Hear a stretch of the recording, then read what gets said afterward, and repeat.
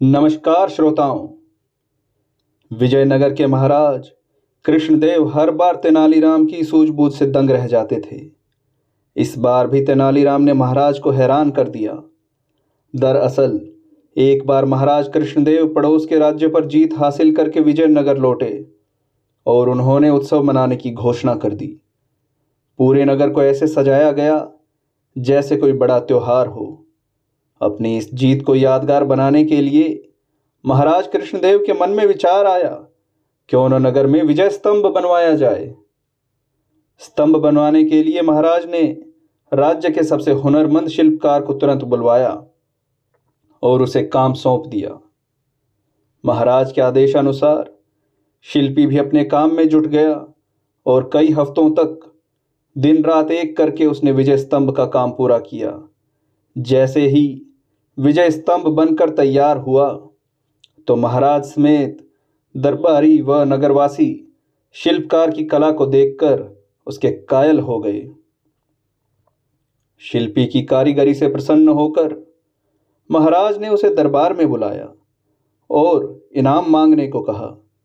उनकी बात सुनकर शिल्पकार ने कहा, हे महाराज, आपको मेरा काम पसंद आया, मेरे लिए यही सबसे बड़ा इनाम है। आप बस अपनी कृपा मुझ पर बनाए रखिएगा। शिल्पकार का जवाब सुनकर महाराज को खुशी हुई, लेकिन उन्होंने जिद पकड़ ली कि वह शिल्पी को कोई न कोई इनाम जरूर देंगे। महाराज ने शिल्पी को कहा कि उसे कोई न कोई इनाम मांगना ही होगा।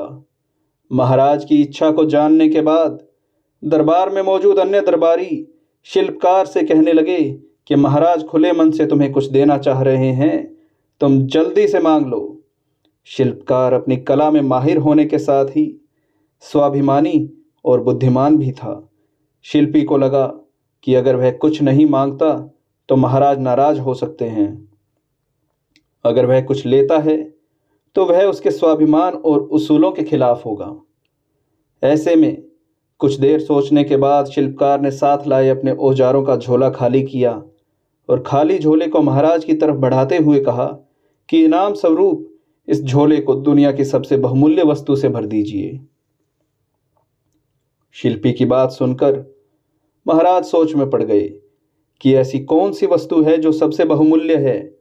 काफी देर तक सोचने के बाद महाराज ने दरबार में मौजूद राजपुरोहित व सेनापति समेत अन्य दरबारियों से इसका जवाब मांगा।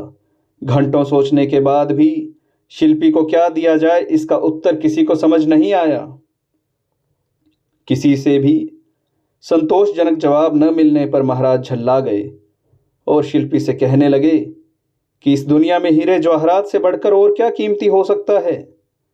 चलो, मैं तुम्हारा ये झोला उसी से भर देता हूं। महाराज की बात सुनकर शिल्पी ने इंकार में सिर हिलाते हुए कहा, नहीं महाराज, हीरे जवाहरात इस दुनिया में सबसे कीमती नहीं हैं। मैं वो कैसे ले सकता हूं। संयोगवश उस दिन तेनालीराम दरबार में मौजूद नहीं थे। किसी से भी समस्या का समाधान न मिलने पर महाराज ने तुरंत तेनाली को बुलाने का आदेश दिया। महाराज का संदेश मिलते ही तेनालीराम तुरंत दरबार की ओर निकल पड़े।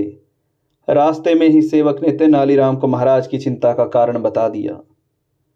दरबार पहुंचते ही तेनालीराम ने सबसे पहले महाराज को प्रणाम किया और फिर सभा में मौजूद अन्य लोगों का अभिवादन किया। महाराज की व्याकुलता को देखते हुए तेनालीराम ने सभा में ऊंची आवाज में कहा, जिसे भी सभा में दुनिया की सबसे बहुमूल्य वस्तु चाहिए वह सामने आए। तेनालीराम की बात सुनकर शिल्पी आगे आया और अपना खाली झोला तेनालीराम की ओर बढ़ा दिया। शिल्पकार से झोला लेकर तेनालीराम ने उसके मुंह को खोला और हवा में 3-4 बार ऊपर नीचे हिलाकर थैले के मुंह को बांध दिया। इसके बाद तेनालीराम ने झोला शिल्पी की ओर बढ़ाते हुए कहा कि अब आप यह झोला ले सकते हैं, क्योंकि मैंने इसमें दुनिया की सबसे कीमती वस्तु भर दी है। शिल्पकार ने भी झोला थामते हुए तेनालीराम को प्रणाम किया और फिर महाराज से अनुमति लेते हुए औजार उठाकर सभा से चला गया। यह दृश्य देखकर सभा में मौजूद सभी लोग अचंभित रह गए। महाराज ने उत्सुकता जताते हुए तेनाली से पूछा कि शिल्पी को खाली झोला देने के बावजूद भी वह बिना कुछ कहे ही क्यों चला गया? इससे पहले उसने हीरे जवाहरात जैसे कीमती सामान को बहुमूल्य मानने से इनकार कर दिया था। महाराज की उत्सुकता व दरबारियों के चेहरे पर प्रश्न चिन्ह को देखते हुए तेनाली ने कहा, हे महाराज, वह झोला खाली बिल्कुल भी नहीं था, क्योंकि उसमें दुनिया की सबसे बहुमूल्य वस्तु यानी हवा भरी हुई थी।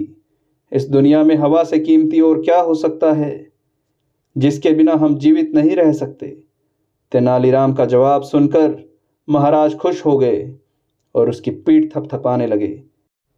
तेनालीराम की बुद्धिमता से प्रसन्न होकर महाराज ने उसे इनाम स्वरूप अपने गले से एक कीमती मोतियों की माला निकालकर पहना दी। इस कहानी से दो सीख मिलती हैं। पहली यह कि धन से स्वाभिमान नहीं खरीदा जा सकता। दूसरी यह कि दुनिया में सबसे कीमती वायु है जिसका मूल्य कोई नहीं चुका सकता। हमें यह मुफ्त में मिलती है, इसलिए हम इससे कीमती दौलत को समझ लेते हैं। श्रोताओं, अगर आपको यह कहानी पसंद आई हो तो प्लीज़ इसे लाइक करें, शेयर करें, हमारे चैनल को सब्सक्राइब करें और बेल आइकन को जरूर प्रेस कर लें। धन्यवाद।